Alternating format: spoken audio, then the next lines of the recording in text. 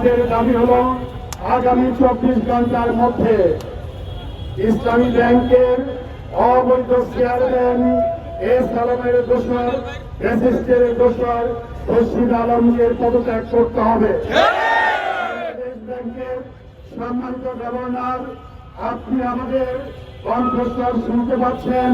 সকল গ্রাহকের একটাই দাবি, যতদিন পর্যন্ত ইসলামী ব্যাংকের চেয়ারম্যান হিসাবে রশিদ আলম তার পদ বহাল থাকবে, ততদিন পর্যন্ত সচেতন গ্রাহকরা তার আন্দোলন চালিয়ে যাবে।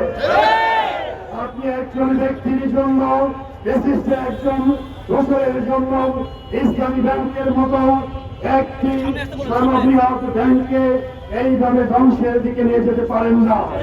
এই কারণে আপনি অবিলম্বে রশিদ আলমকে বহিষ্কার করবেন। আমরা এই দাবি আবার আপনার প্রতি জানাচ্ছি।